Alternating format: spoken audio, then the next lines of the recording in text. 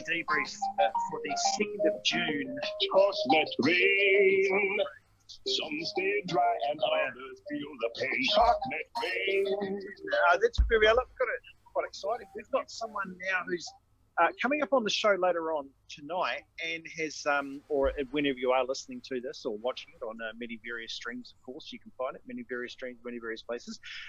But we've actually got someone who has piled up 100 games for the All Blacks, at least. He's got a bit of a World Cup in there. He's won a few Super Rugby titles. And now I think he's, I don't know what it makes him, but an ONZOM must make you've got to be about 180th in line for the throne, right?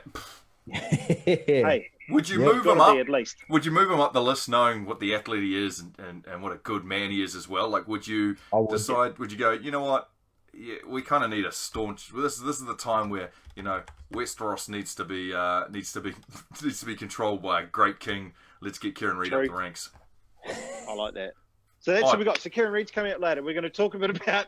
I see his name. Talk a bit about obviously heaps of the Warriors as well. What Mark got up to yesterday and all that. But we just were noticing beforehand that Blake's got a new painting in his room. Can I go get it? Yeah, you go and get it. Yeah, rip that off the wall, son. You know what, Nato? I thought when I first saw it, I thought it looked like one of those things that used to do back in primary school when they first came out and they were in vogue with the 3D pictures where you had to look on a side and close one eye. I know the one you mean, and people go, "It's a ship," and you're like, "I can't see the ship." Yeah, I thought it was so fake for ages. Those things. Yeah, man, I hated those. Okay, so so there he is. So Blake's got his art here. Tell us. Oh, is it 3D? No, it's like a You hear that? Yeah. I don't know the material or the steel or whatever it is. I don't know. I don't know my stuff, but it's yeah. It's hang on, we've got a price tag. Get the price tag on it. Wait, we can't afford insurance. I guess that is $125 Australian. What do you guess, Pip? I'm going to go 75. Mate, I wouldn't pay $2 for this. The things it is $620. Put the shit back on the fucking wall before we have to pay for it, oi. Nah, I'm just messing with you. It's just a tag. I was going to say. That's pretty good. I wouldn't pay $2 for this, mate. All the stuff's coming off and everything. That's the look. It's not one of those. It's one of those annoying tables, the ones that you sit at in summer and you go, "Oh, this is nice," but then when you go to put your drink on it, it's always just going to fall right into that hole bit. Yes, shit, those tables. Evening, Brendan. Metal chairs. Brendan Anderson says, anyway. Evening all. Brendan Anderson, evening. Oh yes, send us your weather chat too. Love a bit of weather chat. So Thursday night we're chatting on the show. Blake had come in and you were like, "Oh man, the guys didn't have a very good day at training today. They were dropping balls." And I thought, "Oh bugger, here we go."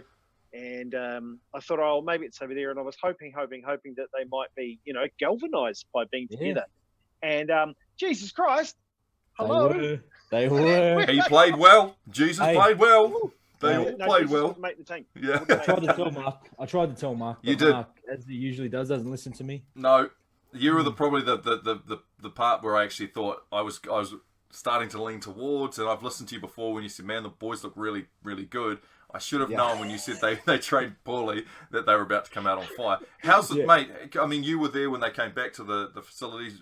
The boys must be at a whole new level. They must be training more too. They were pumped. I got in the pool with them the next day, and they were just like, I was saying how fast it is because no one knows, like watching the games, but they set the record for the most sets completed, and the Dragons weren't that bad either. Like they were up 70-80%. It just wasn't like the footy wise, But listen to the Aussie media, you wouldn't think that the Warriors play good because it's all about how bad the Dragons played. So, oh my god, that was so annoying. Yeah, there was lots of name murders going on as well, so that was good in the commentary. But it was all about Ben Hunt not getting there. But I've had this thing where, kind of in a way, I used to get I still do. I will next week, but this week I didn't. But I get really annoyed with kind of the whole, we've got to finish this set of 6. I'm thinking like, yeah, cool, but if he went up the field and scored, that's better, right? But having a look at this was just incredible. Like, do you think that it's amount of time practicing together, or what's the change that's made the accuracy happen? I think the way that the new rule has been brought in. So I was against it at the start because I thought, it's going to slow teams down. Like they might get to wrestle a bit longer, but man, it's impressive. I love watching the footy on the weekend. How good was it? Like the forwards were tired and like our boys just look fit. And when you complete the sets, like obviously it's going to make the other team tired. The ball was in the field of play, wasn't out for that long. Like a set, there was about 5 or 6 records set, most tackles in a game, most tackles on debut. Obviously the boys the most completions, but man, it was exciting football. Even your Raiders, mate. I Didn't know. see that one coming. I know. We appreciate the people watching at the moment, and I have to drop in some of these comments. Brendan, great supporter of the show. Thank you, Brendan. Mike Hosking talking up the Warriors like they will win the comp this year, and he was serious. Oh, he was just trying to avoid having to speak passionately about America, but yes. Bryce Hosking says, very wet start this morning in the valley, and sunshine appeared in the end. Weather chat, hashtag Beautiful. nice. And Robbie says, how's Mark Peard's prospects in getting drafted? Well, we missed out on another open run today, Nato. Yeah. But you set me straight when I said to you, mate, you should probably be going down, because I was away Sunday. Well, for most of the morning anyway. I said you set me straight. You said, what did you say about going and trialing out for the Huskies? Okay, so Tim Roth is an actor, and if you've ever seen the movie Pulp Fiction, you'll know that he is one half of the Honey Bunny duo that hold up, Garçon! That's the remember the everybody be cool, it's a robbery, right? So Quentin Tarantino said, come and audition for this, and he said, no, I don't audition. You know what you're getting. And that's me. That's me, Huskies. That's me, or Huskies, or whoever drafts me. I'm cool with that. But as it is, and you know what I think. I don't know if they're brave enough. I don't know if they're brave enough. I don't know if they've got the Cajones. They haven't got the Cajones. Cowards. Yeah, mate. Cowards. Cowards. As you like to put it. Mate, when I seen the footage of it, well, I text you both. The bloke with the high vis comes straight from work, straight from the Garbos, straight in man. There. I hope he gets picked, man. Yeah. I reckon he would have been in there on the ground, rolling around, didn't care. Yeah, work boots, eh? Didn't even put on basketball boots, just had the work boots. He's like, I'll play bare feet. Yeah. And what? You've got to watch that guy, eh? Whenever that guy shows up and just continues in the high vis, you're like, oh, hang on. No, I'm cool. I'm out. Thank you. Here we go. So exciting news for us all. I mean, it's not often that we get to find out. None of us, I don't think, at any of our point in our lives, will ever find out from the Queen that we're being honoured. And when I saw the list of people, the list. I get confused when they put out that Queen. What is it called? Like it's the Queen. Yeah, the Queen's birthday honours list. Honours list, and half the names, I look at them and I'm just like, what? Okay, cool. Good for you. But Kieran Reid got one, which was cool because I knew that name. Kieran Reid's a rugby player, and Kieran Reid has been our All Black captain for some time, and obviously handed over that captaincy, handed the mantelpiece on. So it was exciting to learn that, and even more exciting to say that we were able to catch up with him earlier today. Nato, you were MIA. I rang you a couple of times. It was very quick. Yeah. Rito was like, hey, I can do it in the next 10 minutes if you guys want to jump on. And I was like, shit. And I rang Blake, and I was like, Blake, you want to jump on? Blake was like, yeah. And then I rang you a couple of times, and what happened? Where were you? I was Wendy's drive-through, and then I was driving. Fair enough. Yeah. So sorry about that. Yeah. That's all right. That's all right. So we'll play it out here because we do have some other things to get to as well. I'd like to talk about the Black Lives Matters march that I went along to in Auckland. Took a lot of heat for that. Would like to do that. And then obviously there's certain parts, the 6 again rule, the things that happened in the NRL that made us all very, very excited. And I think we got some pretty good code to watch. So let's get into the Kieran Reid interview that both Blake and I sat down to. Not brought to you by Wendy's because our mate didn't end up making it. Go for it. All right, so former All Black captain, it seems weird to say, but former All Black captain Kieran Reid joins us. Kieran, first of all, can I just say congratulations. Do we have to start calling you Sir now, or are we still a few steps away, or how does it all work? Yeah, no, definitely not Sir yet. Yeah. So but pretty honoured, eh? Pretty cool to receive an honour. It's from the Queen. It's pretty humbling, I guess. What happens? Did someone ring you beforehand and go, "Hey, Rito, this is what's happening," or what? How does it all work? Yeah, it's just an email that turns up in your actually my junk. So it's quite, yeah, I found it. I was looking through the junk, as you do, maybe once a week or once a month or something, and there it was, and kind of it's quite weird. It was just inviting you if you wanted to go for it. So yeah, it was but yeah, obviously very, very honoured and pretty cool to receive. Was it the driving force behind your rugby playing career? knowing that you'd be on it on a? You don't have to answer that. I couldn't imagine it would be. So for you, what's life been like? I mean, does it feel like pressure has off the shoulders and you've been able to take a couple of breaths and be like, right, who am I now? In some ways, yes, it has. Like I think, I went up to Japan end of last year to play, and it's kind of unfortunate with what's happened that I only really got a couple of games, and then the season got scuppered and back here to New Zealand. So it was actually quite nice, being up there, out of the spotlight completely. There's no talk of footy or rugby at all around the town, and if you go out to restaurants and no one knew who you were, aside from being a big tall white guy, everyone's staring at you rather than being the All Black captain, I think. So it was it was nice and just kind of a pretty cool way just ease out of it, I guess. And you don't really realise how much weight you do carry on your shoulders over that career, when you're playing for Crusaders, even the Crusaders and All Blacks, you're always constantly thinking about it, probably bringing the job home. So, it's been good. So what's next then? We can't see you in a Crusaders jersey maybe for this short comp we've got coming up? Yeah, no, I don't think so. They're going pretty good themselves. So I'm pretty happy just being on the outside watching those games. So I think they're going to be pretty intense. So Kieran, don't let him wind you up, because I've been winding him up about being over with the Warriors and not pulling on a jersey when they need him with injuries. So don't let him wind you up. Yeah. What's next, Rita? Are you looking into coaching, or have you got other interests? Like what else, sparks you? What else are you interested in? So hopefully I'll get back up to Japan and play my second season up there next year. But after that, I'm actually really interested in kind of the leadership space, sport, business, just helping out people really and creating, strong relationships with groups. So that's something I'm pretty interested in and how that works out, if that's my own business or, aligning with other people. I'm kind of open to ideas at the moment, just kind of going through that process a little bit, realising that, there's not too much time left on the career, as you know, Blake. Oh, mate, yeah. What about and there's no chance of coming back. You're still playing, mate. Lucky you. Still get those big bucks for a couple more years. Got a scrap for the bin. But what have you thought about, you came down a couple of years ago and spoke to us, the Warriors boys. It was pretty good, mate, to see like someone from across code, but still have the influence on our boys, that you had. Have you ever thought about motivational speaking or along the lines of that, standing up in front of people and just delivering like you did to us?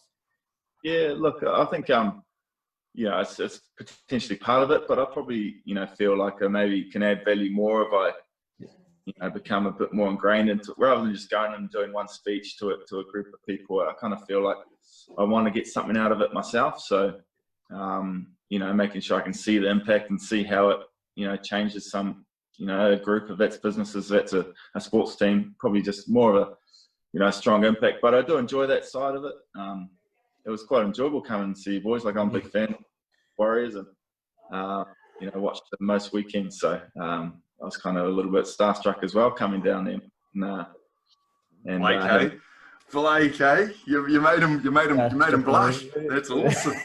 I'm ready to. You would have watched the weekend, and man, what a performance from the Warriors boys. But the things that you found in leaders that, because I mean, you've led our greatest team. Like, you have been the leader of our All Blacks, our mighty All Blacks, a world-renowned team. You've led those boys for a long, long time. What was it in terms of being a leader that you saw in people who led you before you got your chance to lead the All Blacks? What is it that you took from them and said, man, that is something awesome. I want to be that when I get my chance to lead? I think probably what I took is when I looked up to the leaders that, they just had I guess you call it a mana in New Zealand, or just a presence, I guess, where they didn't have to say a hell of a lot, didn't have to, be demanding or yell and scream at people. It was more that, you just looked at them and you gained confidence from their presence, and they demanded from each other, from you as an individual, more about how they went about their business. So probably that's the thing that I definitely took from guys like Richie McCaw, Ruben Thorne before him, captains I was under. You know, it was, you know, it's just about going out there and doing the bizzo yourself. And I see that in a lot of guys, like a guy like Roger Tuivasa-Sheck, you know, is definitely it's the way he leads, and you know, it's pretty inspiring. It's been, you know, in his team and seeing him do what he does, I'm sure. So that's kind of what I tried to do. Their win-loss record was a little different to the All Blacks, though. In terms of, I'm joking. Hey, in saying that, the year Rita came and spoke to us, I think the boys made the semis that year. So maybe you're right. If you did come to more than just that one speech, mate, it could have been history. You know what? I'm open, mate. I don't know if I'm going to favour the Aussie boys, but I'll support it. You'll have to wait 2 weeks of isolation, then you get to have your first talk, and it would be very labour intensive. By then, hopefully the borders are open and the boys get to come back. Rita, the idea of being on a list that I guess celebrates what it is that you achieved and who you are as a New Zealander means what to your family? I mean, to you, I feel like you're a really humble guy. It's like hey, it was in my junk mail. This is really cool. I thank you for recognising me. But what does it mean to the rest of, I guess, your family? Yeah, I think it means a lot, probably. You know, I think, you know, talk to my grandma, you know, she's of the era. She's probably actually the same age as the Queen, I think. Was she hissing when she knew you got an email from the Queen?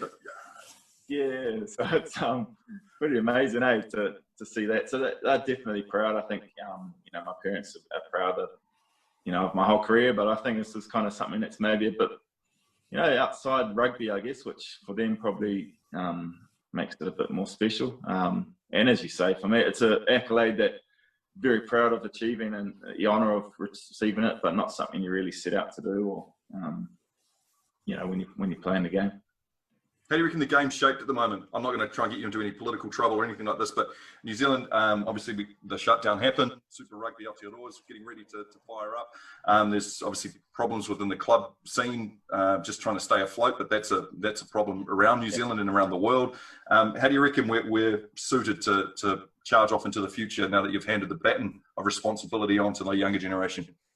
In a good place, might I add.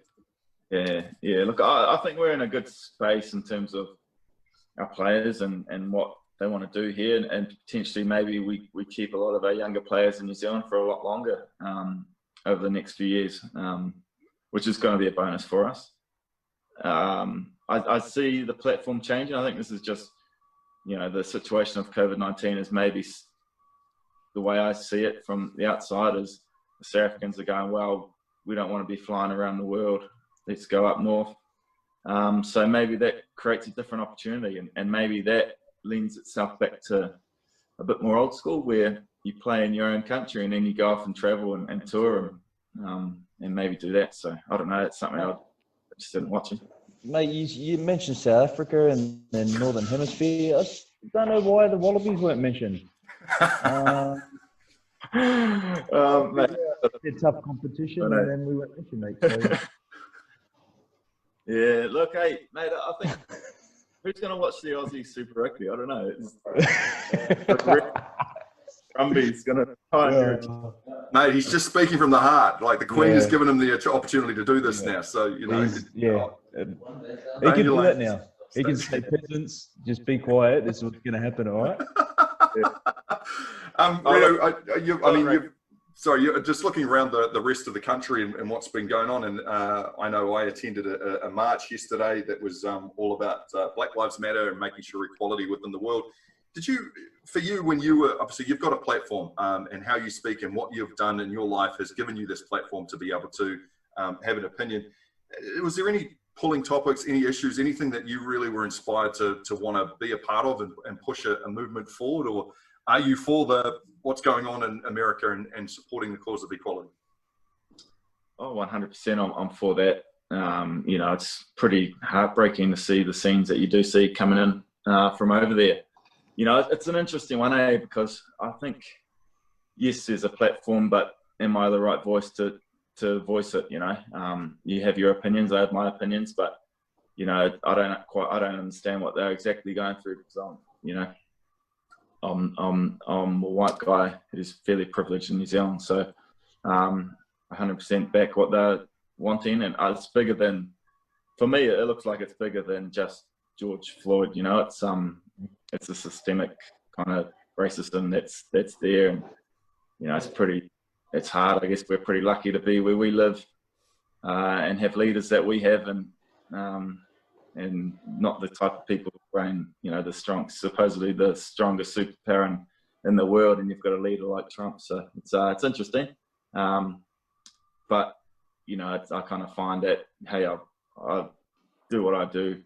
I don't need to be out there 100% always, you know, saying what I believe in. Yeah, that's a smart. I think that's the smartest way of going about life. Not that I would know. I've clearly got my problems, but that's so for you with what you want to do and what you want to achieve now. I mean, can you look back at what you've still got the Japanese leg of your career to go with? Can you look back and say, I achieved everything that I set out to achieve? Or were you one of those people who were just, holy shit, this is happening now. Oh my God, this is happening. Or were you a goals-oriented person who can now look back and go, wow, I set out to do what I did and I have done that? No, I'm not too much of a goals-oriented person. I'm pretty laid back with my life and things. So kind of, you know, I certainly wanted to be a great All Black and do all these things. 100%. You've got those goals, but they're just in my mind. I'm not writing it down and staring at it every day. You know, it's something that I push myself just because of the motivation that I have inside me.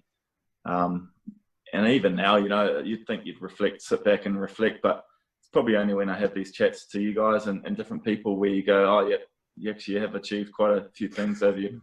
That's you know, I'm pretty excited about what's coming ahead with just being able to see my kids grow up and see what they get into sport and different things like that. I'm pretty excited by that, you know. So are they getting into sport? Are they getting into sport? Yeah, they are. Yep. Which is awesome. Sorry, you're about to say one part. Yeah, I guess I can't remember what I was going to say, mate. Sorry. Oh fuck, that was my fault. Sorry. You were on a roll. I jumped in. I threw you the curveball. I do it all the time. I was just like, oh, sorry. No, I think you were about to say there was one thing that you regret. Look at me, and you're like, no, surely not. You can't. Hey, Rita, I wouldn't be myself if I didn't ask. You've been around the world. You know, you've had plenty of opportunities to have a good time. Where's the best place in the world you've had a beer, and are there any party stories? Oh yeah, party stories. Oh look, a Guinness in Ireland is very good in Dublin. Yep. You cannot beat that. Okay. Had one at the Guinness factory before. With the All Blacks. Tastes different? Does it taste real different? Yeah. You can't beat it in Ireland. It's amazing. Party stories, but so basically at the end of the year, you know what it's like. You don't really drink, or maybe leagueies. You know, you have to wait, and then maybe you get an opportunity at the end of the season. You know, so there's been some good beer ups overseas. Had a promo in Brazil, of all places, one year. Wow. And that's a party capital. We're in, you know, just it was a different level of promo. So yeah, it was enjoyable. I mean, you can go deeper into the promo story. Blake, feel free to tell them your Vegas story, because basically Blake is trying to collect an army of people who are on the platform, who follow the shows, to take on Vegas, because he's had 2 chances at Vegas. One, I'll let you finish the story, the story, Blake. Yeah, that was early on in my playing days, and you know, young and fresh, no kids. Absolutely killed it. And then the second time I went back and I was dancing in a room and tripped over and smashed my teeth on the tile. And you think they're two different sizes. One was hanging on by a nerve and the other one was out completely. So I rang and said, can you get me on the next flight home? And my teeth have been like this for like 8 years. So now I'm going back. 2025, we're going to get a solid crew. 2025, it's just been, I don't know, we just threw it out there. So, mate, hey, the offer's there. He's won all with Vegas. He wants to beat Vegas. I need people behind me just to, come on, you got to come on, mate. You're soft. Yeah. So, you know, you can work on the wife. You got 5 years. So, you got 5. It gives me a bit of time, mate. Yeah. I was in the same boat.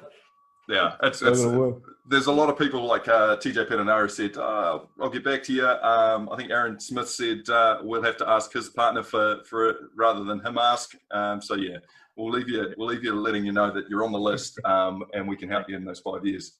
Yeah, cool. No, that's all right. So I actually been to Vegas, yeah, but I went with my wife, so it was a slightly different trip. So maybe might be a bit more enjoyable, eh, Blake? Why not, mate? Hey, why not? And we can even stop by Dublin and have a Guinness as well. Why not? There you go. Absolutely. Hey, Kieran, thanks so much for your time, man. We appreciate it. It's been awesome to get to know you a little better, and also to be able to pass on the congratulations. I know that a lot of the country feels for a man who we followed from day dot. And are you donning the Steelers top for Mitre 10 Cup? No, not yet. Unsure. Unsure, just depending on. You got to get back and be. Is it a gaijin? Is that what they call gaijin?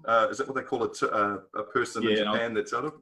You will actually suit that. You'll suit that name. The gaijin. I know. Cheers, guys. Awesome, man. All the very best. We'll talk again soon. Congrats again. Congrats, mate. Oh. Gosh. I've got to think Rito would be real good to have in your Vegas crew, because I feel like he'd just make sure everyone was okay. Everyone's looked after. You know what I mean? You guys are right. Yeah, that's right. And I imagine later on he could, he'd drive the bus if they needed it. He'd be like, no, it's all right, I can do that. Yeah, can you imagine him just doing it because the bus driver looks a bit tired? I think that would be Kieran Reid. That'd be his thing, right? You need him. Yeah. Aiden thinks he's a no chance. Aiden's already said, I don't think Kieran's going to the Vegas trip, boys. Aiden's already quite counted him out. 5 years. I've seen plenty of things happen. 5 years. And he would be great. I've heard him speak before, like I said in there, he spoke to us.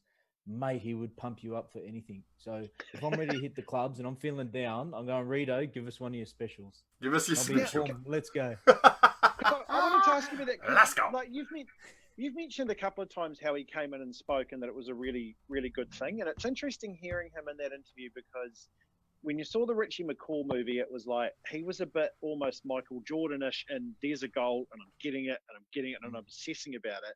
Whereas when, it's like the whole, do you have goals? No, not really. It's got a bit of those. So, and the way he comes across. So what was so good about what he said when he spoke to you guys? He was such a calming influence. Like he ran it through how the All Blacks kept calm through everything. And the boys really bought in just to the way he spoke about pressure and all the things sort of they have to face, which is 10 times harder than the Warriors when you think like the magnitude of the All Blacks for New Zealand. That's where the Warriors got the breathing technique from, obviously, from Kieran Reid, that time talking. And just the way he delivers himself so calmly when he gets his message across. Man, like you could just sit there and hang on every word and then want to go out and just fight for the bloke. Like you see why they did so well with him as captain. Yeah. Was that the mana he's talking about? Like he enters the room and there's just a presence, and then he starts talking, and you just sit there and go, "Oh, whoa." Yeah, it is, and it's not even like because we know his accolades, and so when he walked in the room, like we're all professional athletes, or some of us were, and when he walks in the room, and you know his accolades, you know how good he is, and you're like, oh, but it's just once he starts talking, you just forget that he's All Black, you forget the rest of it, and he just really sucks you in, and it's good, man. Like he's such a good listen. Did you remember any lines? Did you remember anything he said that you'd be able to say when you go and plagiarize some of his speeches and go in and talk to like small footy clubs? I can't put a sentence together, so for me it'd just be nonsense trying to go and hire me as a professional speaker. But there was no lines that stuck with you that you could say, oh man, Kieran Reid said this to us and man, we've got pumped. But it was just really his aura, the fact that he was standing there and whatever he delivered. It was 3 years ago, and a lot of Johnny since then. Yeah, shit, and a couple of head knocks. I was having a look at his stats during that. He won 89% as an All Black captain. He played in 127 test matches, and he didn't win 10 of them. 4 of those are draws. So he had 6. He only lost 6 times in an All Blacks jersey out of 127. And that's test matches too, so you're internationals each time. So, yeah, he had a pretty good sort of winning percentage. I'd say, pretty much any of that, because I guess that was my thing. I thought, like, yeah, just because he just came across as so very different to what sports books have you believe is like, well, this is the way to win. You have to be an obsessive and you have to be a kind of a maniacal weirdo. Because I'd imagine, see, Kieran Reid, you'd think, like, he just seems like a pretty ordinary guy. Like, you know, you can imagine it, you know, if he's a dad at daycare, he's like, oh, I'll jump on the barbecue, be like, cool. Whereas, you know, and he just very much came across that way very naturally as well. So I can get how he'd fire you up, man, with that sort of winning percentage behind that. Yeah, well, with his story as well, he was always saying, I never got picked in any teams. Like, I was overlooked for everything. I think he was from Counties, Manukau. Yep. College. And just came out and he just goes, I was small, skinny, and then just stuck with it and got a chance to go to the Crusaders. And then, like, man, the rest is history. Like, you know, like, just to stick with it. And it's like you said, just the normal dad, going to daycare on the Barbie. Andy says that his wife Kieran, my wife was in your class at Wintec doing sport and exercise science years ago, and still to this day says how nice and non-up yourself you were compared to another rugby player who was in the class who ended up playing for Northland, then Ireland. Always been so humble. Who's that? Northland and Ireland. Come on, NATO. Andy, please, just tell us who his name. Tell us who the dick was, Andy. We'll try and figure that out. Come on, Andy, tell us who the dick was. Go, audience, go. But yeah, plenty of. Andy also reckons Kieran's not coming to Vegas with us because Blake's story of his teeth scared him off. Oh, it was a tame version. Yeah, you did. You tamed it down. It still makes me cringe every time you say it, and I almost do it out of pleasure now. Like, it's like a whoosh with my back. I'm like, oh, that's right. This is the part where he breaks his teeth. But you're getting quite a hit crew together, man. That's. Oh man, we have to go back over the episodes and see. Getting the numbers down, seeing who's keen, who's committed. 5 years to go. I think, and I think, I guess putting your name to it or signing in a contract in a Zoom meet is usually just a nod. So if there's any nod, any slight nod, we'll take that as a yes. Yeah, when we look back through the footage. I mean, this is enough at an auction to cost you $1 million. You know, like, yep, oh shit, just bought a house like that. So yeah, it's definitely enough to go to Vegas, isn't it? I like it.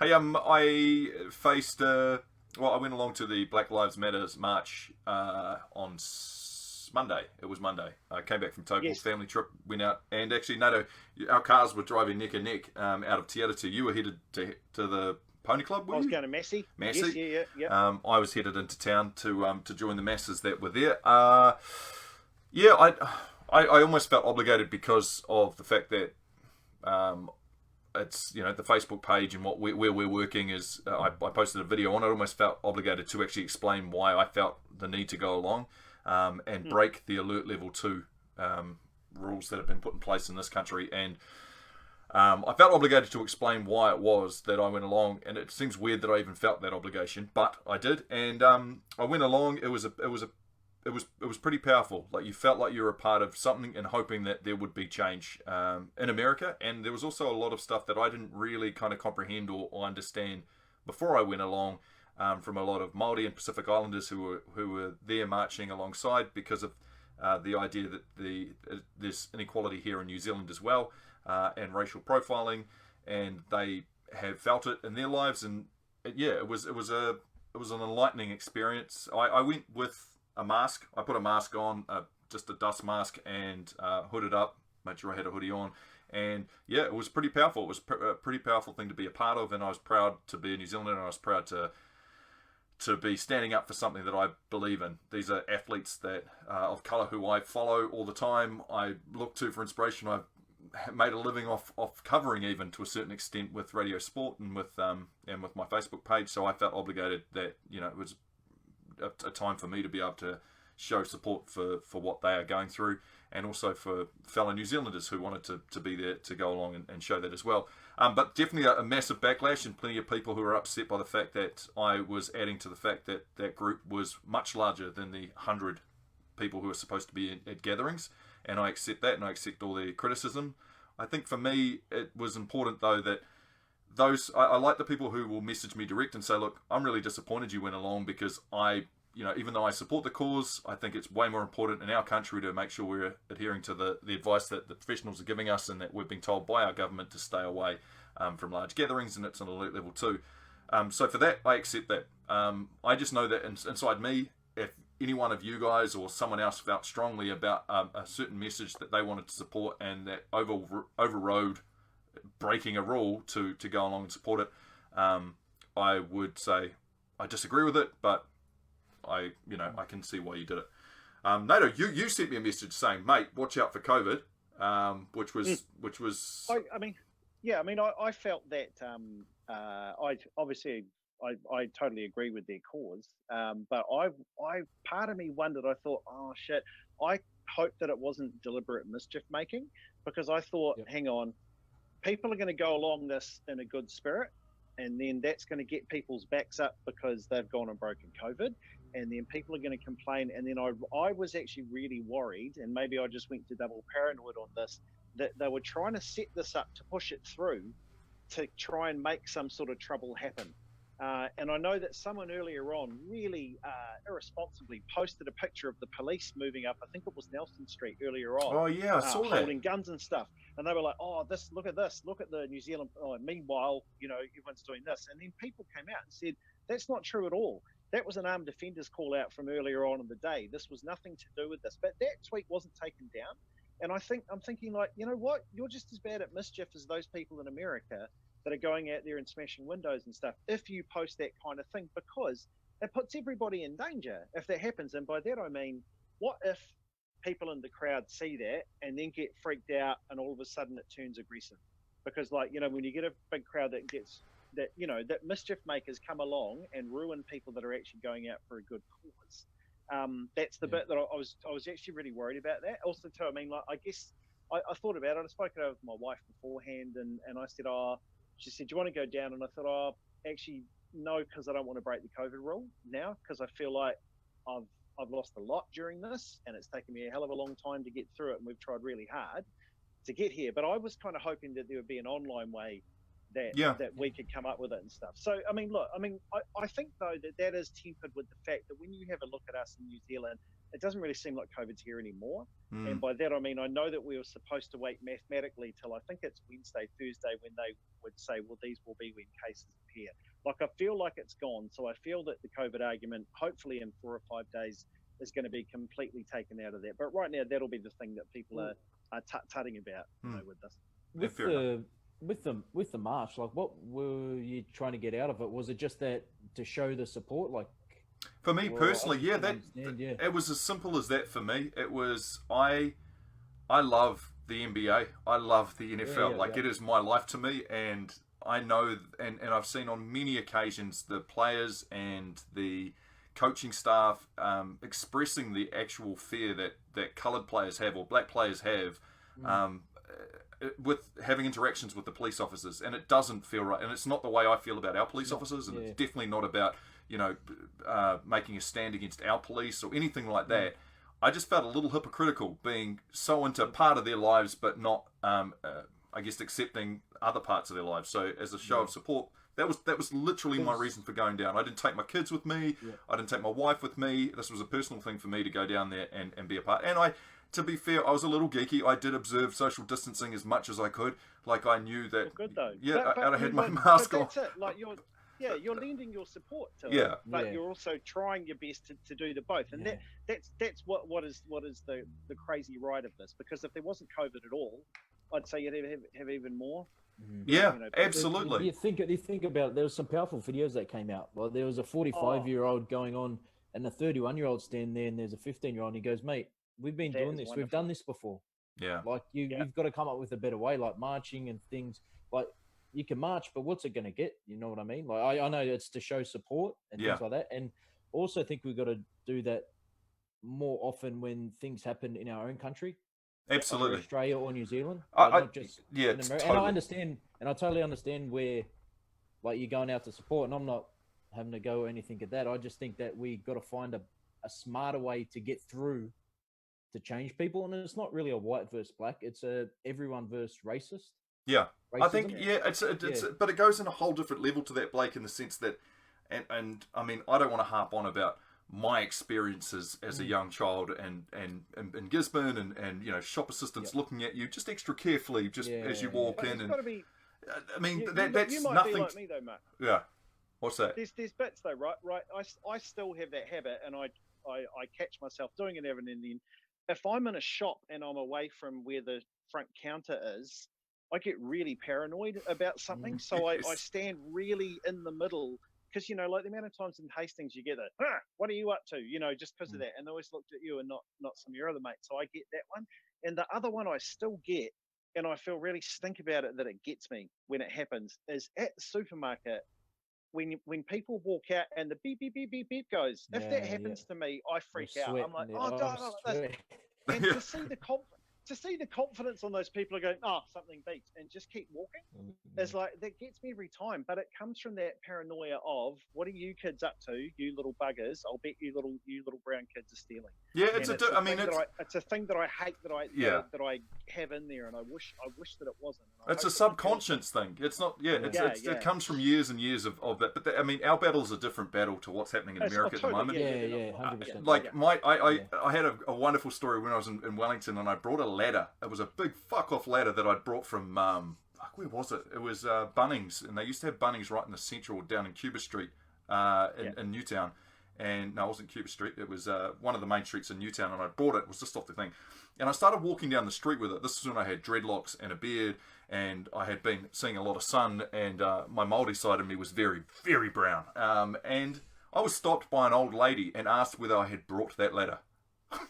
I can laugh about it, but it's stupid. Like, I don't, like, did you buy that ladder? It's like, I know it was an expensive ladder. It was one of those ones that you can pull the string and it double extends. Like, it was a massive ladder. I needed to get to the top of a double story.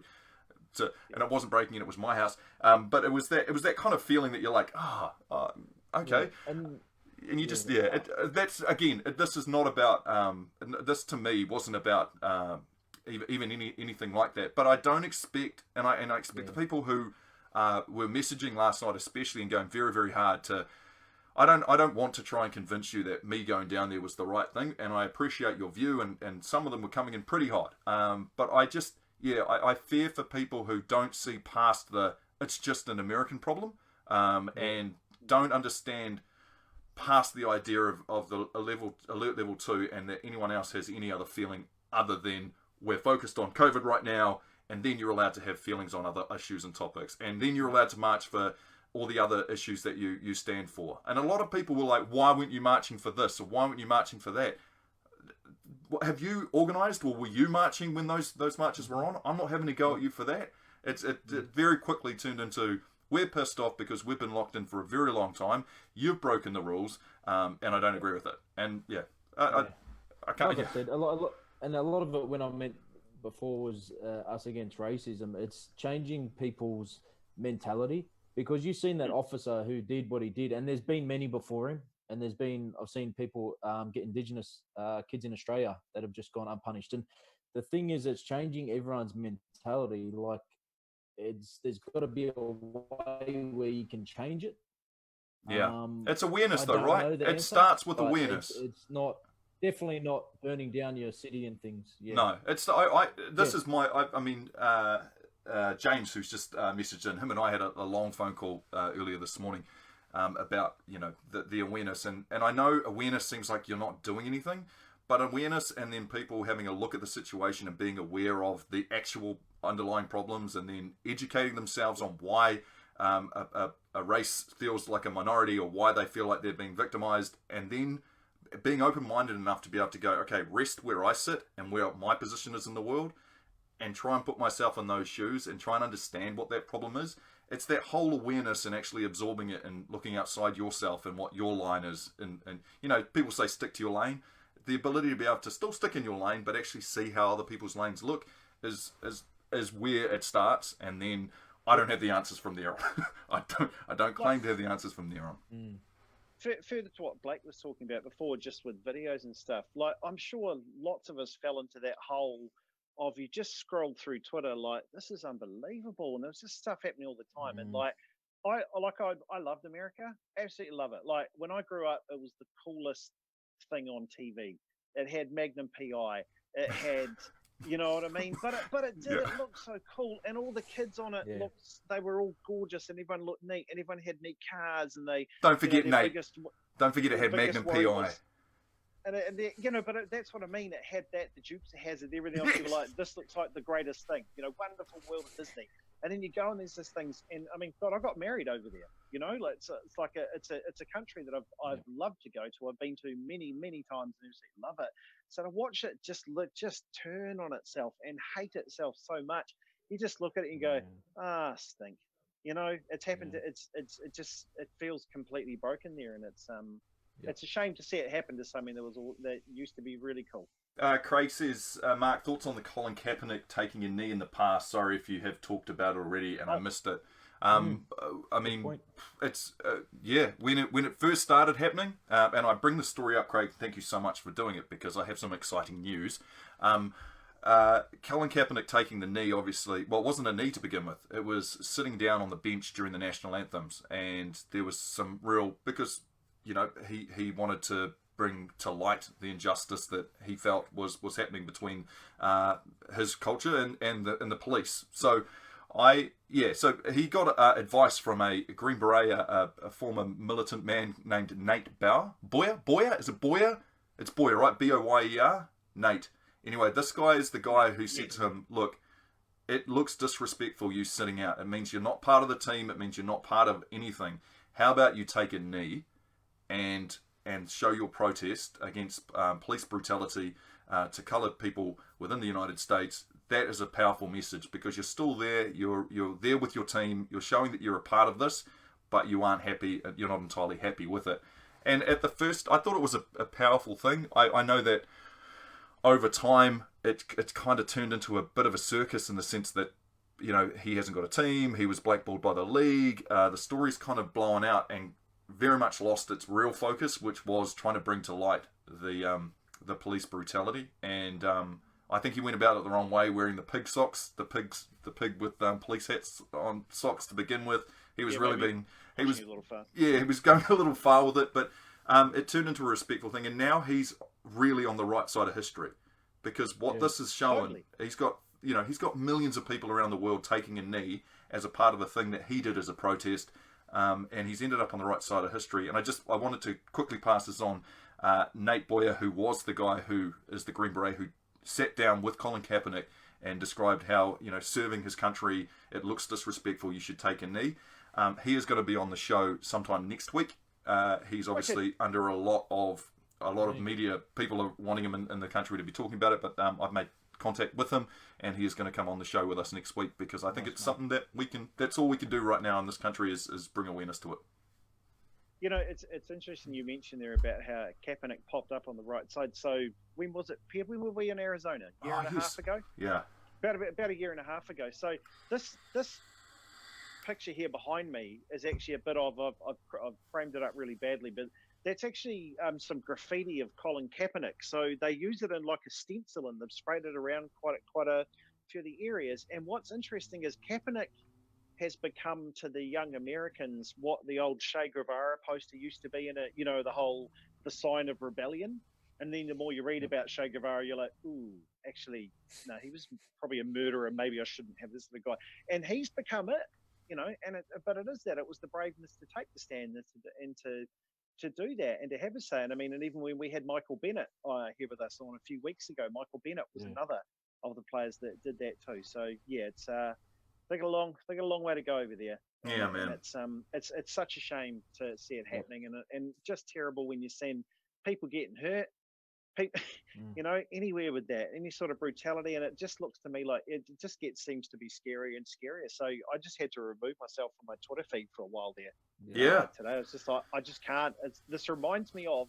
I remember when the Twin Towers happened, and then I went home and basically lay on the couch for 2 days, staring at CNN, going like, "Wow!" And it's not even somewhere I live. I'd been there not long before that, but I just remember thinking like, "Holy crap!" And it's done that to me as well. It's sad to see. Steve Kerr, man, what an amazing follow on Twitter at the moment. Steve Kerr, coach of the Golden State Warriors. Greg Popovich, coach of the San Antonio Spurs.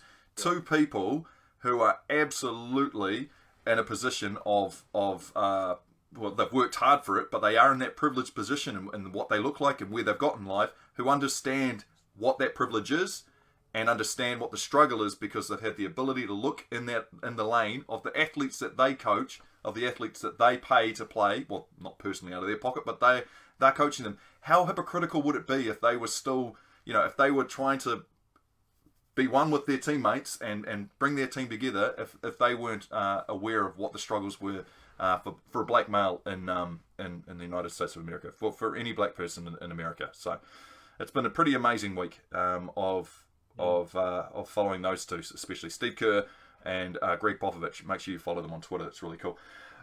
Blake doesn't get... Oh, who's that? David. David reckons Blake doesn't get stopped for the ladder. That's the difference. That's kind of the point. Like that's what I felt. I was like, excuse me? She was an old white lady and she was determined to find out whether I had just literally shoplifted a massive... That was the stupid part of it. It was like a 8-foot ladder that had another 8 foot to it that extended. And I was like... She goes, did you pay for that? And I was like, what? Okay, I'm going to go ahead and just... I didn't, but I did. I felt... I thought about it. Yeah. Anyway, that should be us. Let's wrap it with that. NRL results. Anything pop out for you? Fuck, we were bad, man. I was bad. Our multi. So our multi was rooted on game 1, Broncos Eels. Yeah, man. Blake, you were so wrong. You were so horribly wrong, as was I with the Warriors. But you were so... Staggs almost scored. He made a 50-meter break. Well, almost scored. He made a head high. That was pretty good. I saw the head high that he did. He got angry after dropping 8 balls. 2 things I need to know. Warriors get who this weekend? Panthers. Panthers going to be better than what the Dragons threw at them. They're going to be a little more creative on offense. Nah. No. I think it's number one. No, the TikTok man's still missing, isn't he? So they've got still TikTok missing, clearing. which is good. And they played 2 golden points and ended up in a draw on the weekend. So it's good for the Blues, but they're better. They're a way better team than way better team than what they versed. Sorry, Ross. No money for you, mate. No money for you. Sorry, Ross. Sorry, Ross. Sorry, Ross. No money for me. Sorry, Ross. Yeah. Mate, I sat there on Thursday night and I messaged you halfway through. I go, this is a shambles. This is horrible. I finished my long neck and just went to bed. All good. And final question: is Super Rugby next weekend? Right? It's not this weekend, so we get another week. Next weekend. Yeah, next weekend. All right. Are we thinking there will be crowds of over 100 people at Super Rugby by next weekend? Perfect. I'm going to say yes. I think so too. Say yes. Did you like the fans in the stands with the rugby league? Loved it. It was funny. Loved it. You knew that someone was going to mess with it, though, eh? You just knew that. With the Loved people it. that they put in, the serial killer. Oof, that was a bad one. Yeah, it's a bit, they put in there. I like the idea too. I like the idea of the crowd noise that they keep on fading up and down. And all I can do is try and think of when they actually recorded it, like what was actually happening when the crowds were going. That is the sound of Lang Park, I'll have you know. Really? I discovered that. Yes, I discovered that on the weekend. It's an old game from Lang Park. And they've actually got the sound operator pumping it up and then back in and stuff. He is. But do you know what they don't have? They're missing an yes, like that. yes. It's only positive. It's only positive clapping. There's no booing. There's no booing or jeering at the ref. There's no booing the kicker. Oh, bullshit. The rest were good, though. The rest were good on the weekend. Yeah. Okay, they were well, really I good. think we need to. Sorry, refs, we don't need to. We'll just stick with one. See? Another initiative they're doing too is they're going to get people or fans from certain fan bases to record a message that goes and plays up on the big screen. So you screaming or going, and I have been asked, and I will be doing Pukana Cam on the big screen for the Warriors in front of nobody. That's what's going to happen. I'm getting in there. Bust out like 5 different ways. Yeah. Well, hey, quickly on your mate, Nate. Volandis, did you see today he wants to try and get, firstly, 2 things. He wants to try and get another Queensland team in by 2022. And he wants to try and, I don't know where, but Queensland somewhere. And he wants to try and do a player draft. Oh, like the AFL. That'd be a smart idea. Yes, like the AFL. Because it's about time the Australians learned about New Zealand high schools. That's awesome. Way to go. Right, team, that's us. I'm going to say, in the words of the great Kieran Reid, who joined us earlier, just do the bizzo yourself. That's the quote I asked for, Blake. That's all he came in to say to you guys. That's all you need to remember. Just do the bizzo yourself. Thank you guys for watching. Thank you for listening. Have a wonderful Wednesday, and we will see you Thursday evening. Ka kite anō.